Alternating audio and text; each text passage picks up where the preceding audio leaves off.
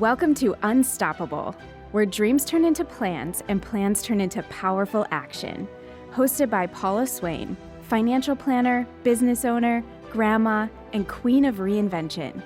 This show is for women ready to stop surviving and start thriving. We'll laugh, we'll learn, and we'll tackle the messy, beautiful, in-between parts of life that no one really talks about, but we all live through. This is Unstoppable. Hi, and welcome to Unstoppable. I'm Paula Swain, your host and financial planner with the Financial Center for Women. So lately I seem to be interviewing a lot of my friends, and so here's another one. And she actually wrote a book. Thank you. You're welcome. Thanks for having me. You're welcome. So, A Million Little Miracles by Lisa Kettner. And so we're going to talk about your book and what made you write it and all that fun stuff. Sounds good. Okay, ready? I'm ready. So why did you write a book? I had no intention of writing a book. It was not on my radar. What happened was I was informed I was getting divorced, and I knew at that instant I kind of had two ways I could go: curl up in bed and feel sorry for myself, eat a bag of Cheetos and get a box of Kleenex, or power through and come out better on the other side. And at the time, my daughter was 15, and I really didn't think it would be a good example to curl up in bed with a bag of Cheetos. No, probably not. Right. So I can remember I saw the two paths. I'm like, okay, I got to go this way. And I had read about the law of attraction in the past, and I was like, I'm going to have to put this stuff in high gear. And I knew I was going to have to take care of myself and make myself a priority during the whole divorce thing. And part of that was thinking positive. And so I started right from the beginning. When I found out I needed to leave, and I went to my parents' house for a couple days just to kind of think. And I put a book on tape in, and it was by, I think it was Vicki Jo Winkler, Vicki Jo Walker, about even when you're going through a difficult time, good things will happen. And I thought, okay, what's gonna be good that comes out of this? I'm like, well, I won't have to wonder what's wrong anymore. Now I know that's off. I'll have peace at some point once I get through this. And the other crazy thing that popped in my head was, I'm going to buy the prettiest bedspread I can find. And I have no idea why that popped in, but that's what I focused on. It was an 8-hour drive to my parents' house, and I'd be like, oh my gosh, I'm going to be homeless. I was worried about financially, what was I going to do? And so I'd kind of go, you don't want to be homeless. And I'd be like, nope, I'm going to get this really pretty bedspread. So the bedspread kept bringing me back to where I wasn't thinking negatively. So for a long time on that drive, I envisioned this bedspread and thought about it. And then when I I know it sounds ridiculous, but it's what happened. I get to my mom's house, and my sister had called her and told her what was going on. So I wasn't ready to say the words yet. So my mom was like, I'm sorry. I know things have changed, he's changed, blah, blah, blah. And I said, well, there's going to be good things that come out of this. And she's like, what? I go, well, I'm getting a new bedspread. Well, I said, I went through the list, I won't have to wonder what's wrong. I won't have to deal with the anger and all that stuff. And then I was like, I'm going to get the prettiest bedspread I can find when I'm divorced. And my mom is one of those people that changes her decorations all the time. Like the wind blows and she gets something, changes it. Where I'm like, I put it on, and when it wears out, then I get a new one. So she said, I bought this really pretty bedspread a while back, and I didn't like how it went with my carpet, and I don't think I gave it away yet. Do you want to go look for it? And I was like, well, what else do I have to do right now? I'm like, yeah. So we go in here. She has a huge, huge walk-in closet. So we went in, and we're pulling bags of bedspreads out. And about the fourth one in, this beautiful bedspread comes out, and it's purple and cream and a real pretty sage green. And purple is my favorite color. And it's these big flowers that are blowing in the wind. And it was prettier than what I had envisioned on the way down, which is part of the law of attraction. When you're trying to manifest, it's like you talk about what you want or better. Right. I forgot the or better part, but it worked out. And I was like, oh, and it was really soft too, really that soft, really soft cotton. And my mom said, well, do you want it? And I said, yes. And she said, one condition. I go, okay. She goes, as soon as you get home, because we had to live together for the whole divorce thing, put it on the bed as soon as you get home. I was like, okay. And so I did. And every night I felt like I was getting a hug from my family when I get in, with the bedspread. Oh my God, that's a beautiful story. So that started it all. And so using the law of attraction and thinking positively all these good things popped into my life when I needed them to during the divorce. People did, things did. And I would just like, okay, I'm going to need a lawnmower at the new house. Boop, I got a lawnmower when I bought the house. I mean, just stuff, crazy little things. And people go, well, that's a coincidence. No, it's not. I think it's the universe or God or whatever you want to call it going, you're going to be okay. Here's a little sign. Take a deep breath and you'll be fine. So that started it.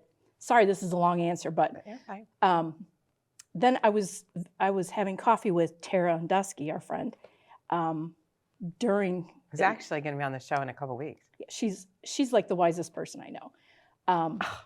I'm offended. Except for you. I'm just kidding.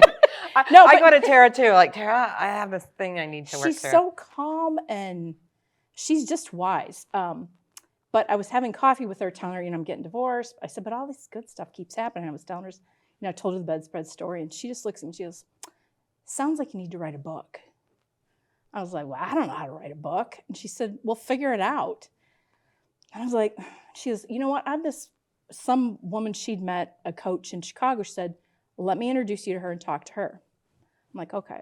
So I set up a call with this lady, and she was very gracious, and I spent an hour on the phone with her and talked about her situation, how she wrote the book. And she said, you need to meet Professor Eric Kester at Georgetown University. They have a program where they teach you how to write a book. I was like, okay. Well, then I was in the middle of the ick of the divorce, and my plate was full. So I waited till after I got divorced, and I thought, you know what, I'm going to call this guy. And I set up a call with him, and I told him my idea, and he's like, yes, do it. And normally I'd like think about it, research it, and I signed up that day. I was like, because I knew if I didn't do it, then I would never do it. And I felt like I just had to get this stuff out of my head. Like I had to get it out of my head. So I signed up, and that's how I wrote the book. We had the same journey. I mean, different. Started with a divorce, so that's very similar. But the thing with my book, which will be out, I don't know, sometime in October, I think. Same thing. People write a book. And then once I was done, like literally, I was like, I'm at peace. Like I've never felt my entire life such peace. Somebody, when I took the class, one of the people that had gone through the class before was talking to our class, and they said that you write the book, if it's a nonfiction, you write the book that you need to read, which was true because I'd never been divorced. Oh my God, isn't it? That's pretty profound. I thought it was. Yeah. It hit me square, and I was like, I definitely did because, there's all and I didn't want to go to like a divorce help group or what, because I didn't want to take anybody else's stuff on. I didn't want any more negativity, and I didn't want to hear their story. And not to be mean, but I was like, I had to be selfish during that time and take care of myself. And I was like, so the book helped me, when I was feeling all the of the divorce, I would write stuff that didn't go in the book because nobody wants to read that. But writing the book was very therapeutic for me. So I think it was like I would have loved to have read it before I got, to get me through it, but it helped me get through it for sure. Yeah.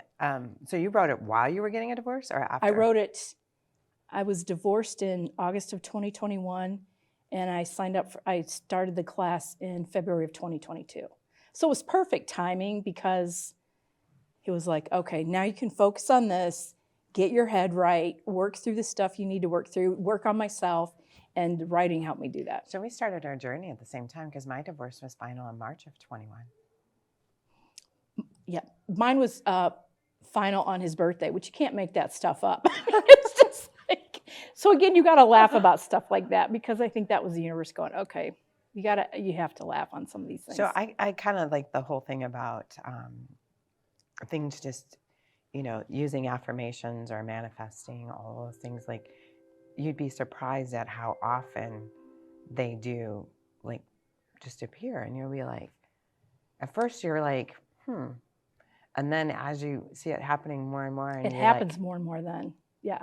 And I think part of it is, we all have negative thoughts at times, but I try to, from reading about the law of attraction, other books before all this, when I start feeling like that, I know if I'm not writing in my gratitude journal every day, okay, start that up. And I've been in a funk the last month. I'm like, okay, ding dong, you're not doing all the stuff you said to do in your book. So gratitude journal is the first thing. It's like, that's the quickest. You can't feel sorry for yourself when you're being thankful for the things that you have. And we all have things that we're thankful for. That's why it's like, Excuse me. Kim, the one I was interviewing before you, who her show was on last week, she was talking about how she would wake up in the morning, and she basically, her first thought was, what do I have to do today so I can get back into bed? And what changed her was when she finally was like, okay, I'm grateful for the drywall. It doesn't have to be big stuff. It's Yeah. little stuff. And they, I don't remember. I think maybe Louise Hay was. Oh, I love her. Yeah, she's awesome. But her book on that You Can Heal, That's the best book ever. I didn't read that one. You I read read it. the mirror work. Yeah, that's good too. But it's You Can Heal Your Life, I think it's called. And there's a workbook that goes with it. It's a beautiful book too. It's not only good, but it's very pretty too. But I actually think I have that. I just don't think I ever opened it. And I would just flip a page open, because usually that's what you need to read that day.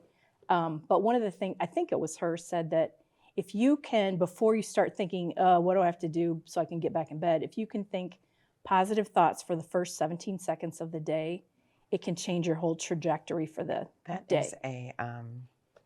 Is that Wayne Dyer?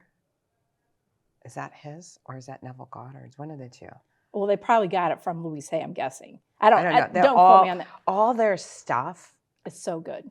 they just, it's like if you follow Louise and then you read Wayne, it's like, wait a minute, that's so similar. I mean, like, they're all very, very similar. Well, I think it's the same if you're doing the things that you need to do. It's the law of attraction. So you focus on what you want, not what you don't want. And you have to bring your joy, your vibrational level up. So if you're feeling sorry for yourself, it's not going to work. It works much easier if you're happy. And so I really focused on joy too. And I think I kind of lost myself. Like, I think as women, I think in particular, you're so worried about taking care of everybody else. All of a sudden you're like, well, what do I like to do? I don't even remember anymore because I'm doing what everybody else wants to do. And so I took a lot of time to like, okay, what makes me, and it doesn't have to be big things. Like, I love to go walk in the woods. And I just thought about, what did I like to do when I was a kid? If you just had the afternoon free, what would I go do? And so I started doing more of those things. And then that just raises your vibrational level up. When I was going, after the divorce, when I, newly single, I started to say yes to everything. Mm-hmm. Because I really didn't know what it was and who I was. So I just started saying yes. And I had met the most amazing people. I had some of the best experiences that I've ever had, and done some things that I never would have done.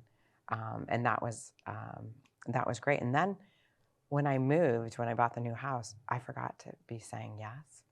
So I started saying yes again recently.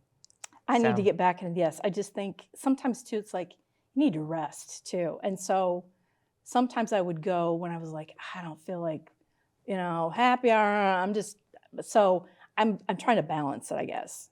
Yeah. So, but yeah, saying yes when you're trying to figure it out is because you might discover new things. Like, oh, I didn't know that. Do you know I'm taking horseback riding lessons? Fun. Yeah. Fun. Yeah, I fell off. That's not so fun. Twice. You didn't break an arm or anything. In the same day. Oh. Within 15 minutes of each other. Yeah, you can see. No, saying yes is good. And trying new things. I was like, okay, or where do I want to go? What have I started going on hiking trips with my sister and cousin and aunt, who's 81, and you'd think she's 60 something. So every year we go on a trip, and we started that during that time period. So yeah, traveling was very good. Yeah, I think it's like, especially as women who get married, have children, we lose who we are. We become what we're supposed to be: the mother, the wife. Well, you're the one holding it all together. At least, you're making sure everybody gets where they need to get. And, there's, I got to go to the grocery store. And it's just, you've got a bazillion things to do. And I'm not saying the guys don't, but I feel like women pick up the bulk of it. Yeah. Or stuff wouldn't happen if we weren't around. Like, it just wouldn't. Yeah. So you lose yourself because you're like. And you don't. You're just grateful to get 5 minutes of peace. Yes. And that's you're grateful for that. That's what right. look forward to the day when you can just Which, sit down but and not being do a mom anything. was my best. I mean, that's No, the no, best no, thing ever. I'm Yeah. not, but that's different. But then Right. but they do grow up. Yes, I had a hard time with that too because that kind of happened. Yeah, so they grow up and you do get divorced, or not even divorced, somebody could pass away.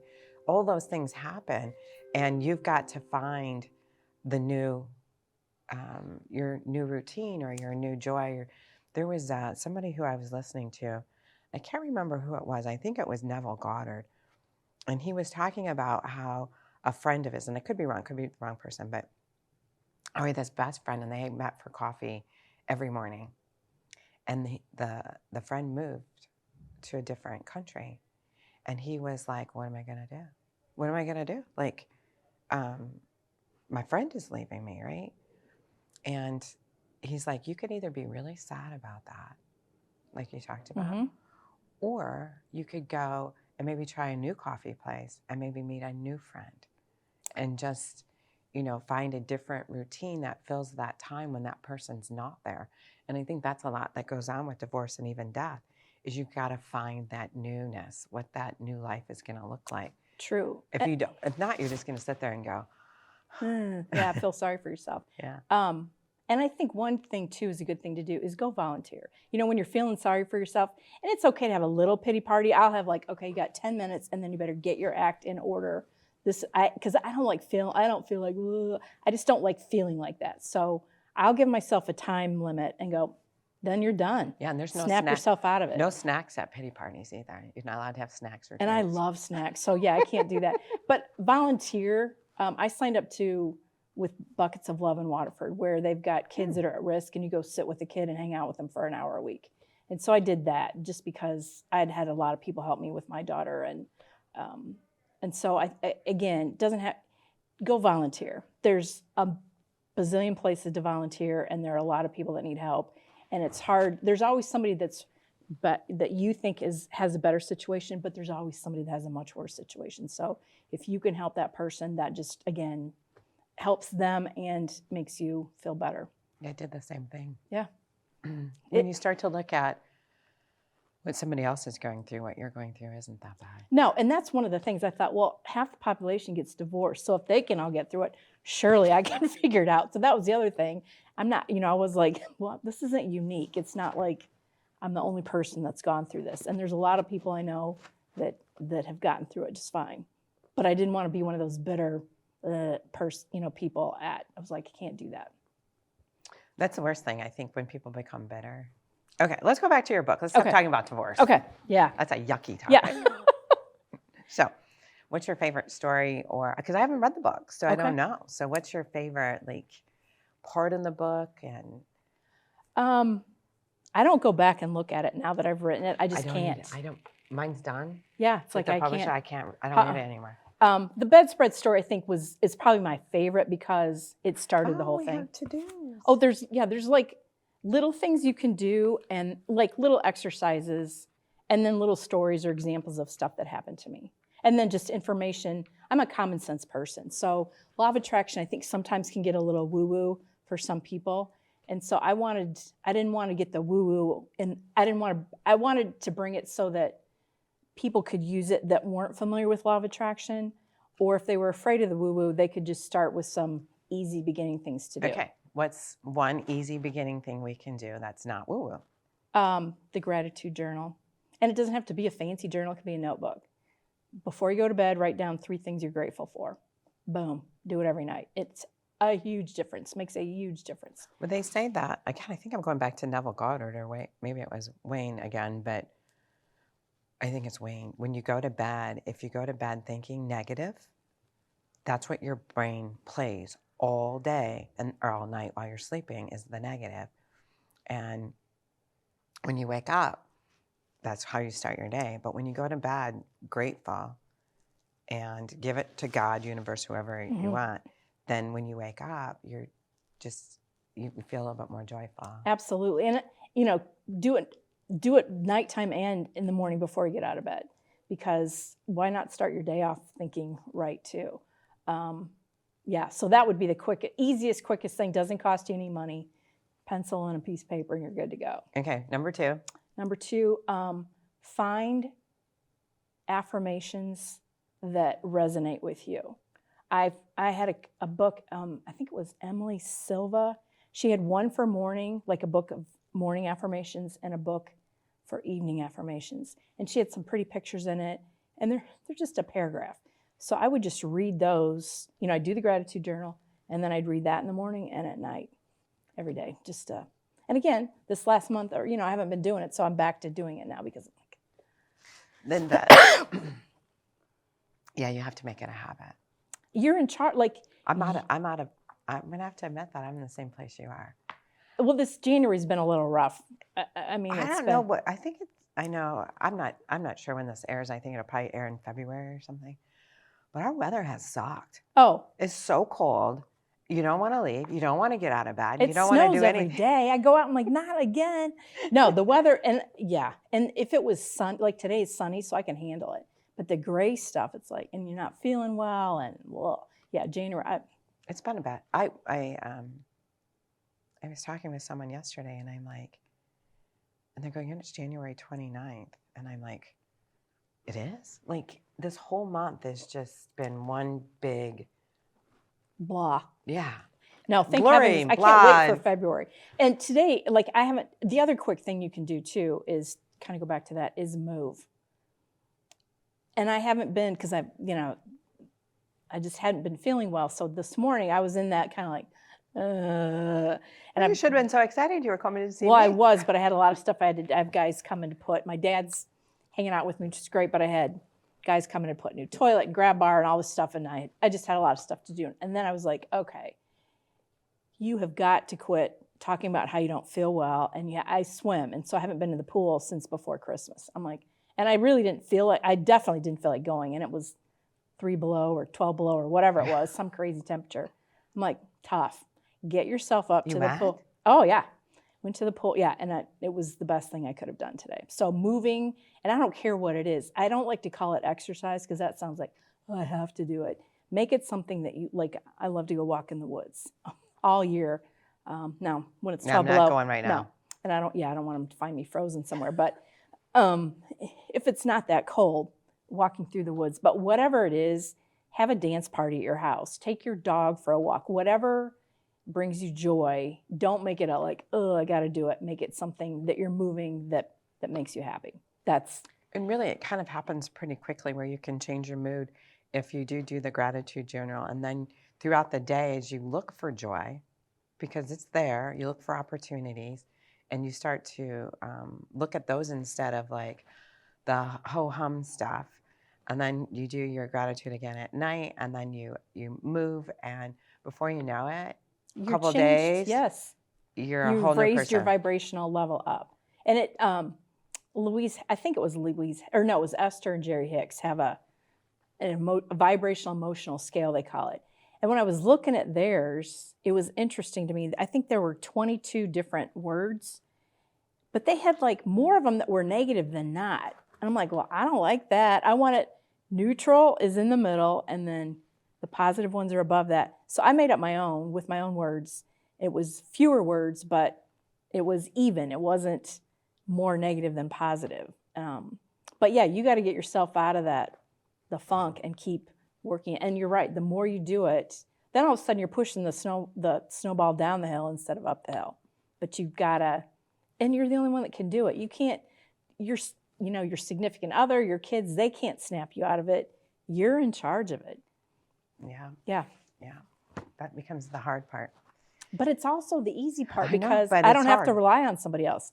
There's no excuse for me not to be able to do the gratitude. I mean, there's not. So you can look and like, oh, it's hard. Like this morning. Well, nobody else is going to take me to the swimming pool and make me go. I have to do it myself.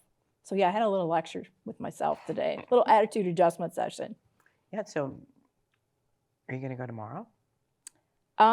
Probably, yes. Either that or yoga class. I'll commit to that right now, one of the two. Or walk. I might take my dad and the dog and go walk at Lowe's or somewhere inside. Is there a local track around here? I know this is completely off subject. Local indoor track. No, Mott will let you walk around like the gym area if you're a member of the fitness studio or whatever. but not, Great Lakes Crossing is a good place to go because I think it's like a half mile around. Do you know, I said that yes word to running a half marathon. You're crazy. I know, I don't even run. I'd rather shoot myself in the foot than running a marathon. I'm not going to lie. It'd be quicker and less painful.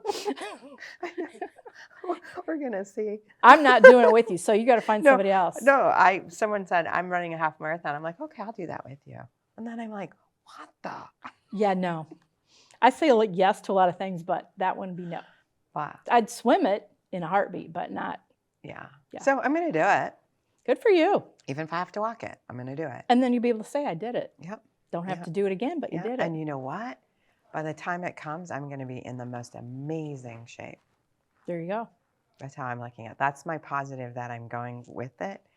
That's what I'm going to do. No, that's smart. Yeah. Not getting the medal, but just the shape that I'm going to be in. Well, and if you can set yourself up little challenges and you meet those, then it's like, okay, dream bigger.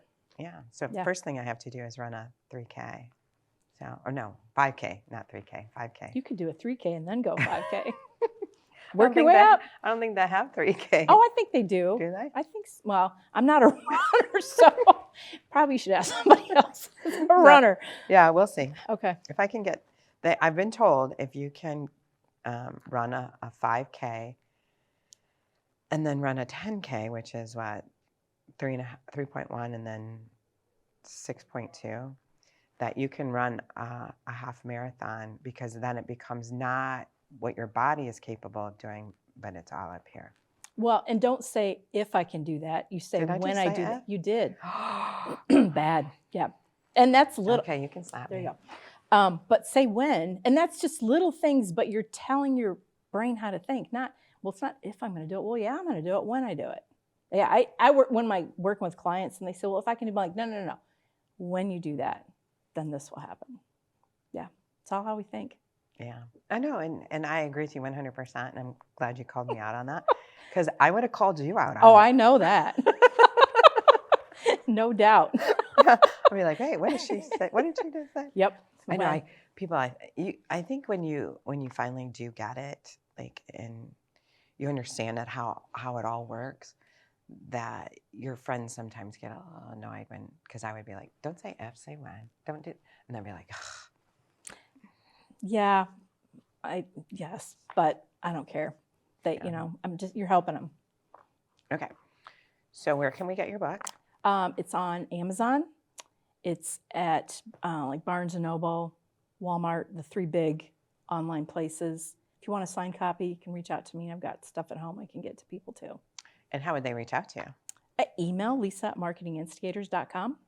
Cool. Yep. It's been so fun. Did you have fun today? I had a blast. It seemed like it went fast. I thought you said we were going to talk 6 hours. Yeah. I lied. No, what can I say? It was fun. Thank you very much. But I lied and you believed me. Not really, but I think we could have talked for 6 hours and it would have been fun. No. Okay. So thank you so much, Lisa. Thank you. Okay. I have a book too. And you're going to get a signed copy when you leave. Yay. But mine's on Retiring on Purpose. So mine's also mine's only on Amazon. But go and download it. There's a free workbook that goes along with it, and you can start planning for your retirement. So this has been Unstoppable, where we dream, grow, and thrive. Talk to you next week. Thanks for watching Unstoppable. Do you have a question for Paula? Send it our way. To schedule a one-on-one consultation, give us a call. Unstoppable is brought to you by Paula Swain and the Financial Center for Women. Dream, grow, thrive.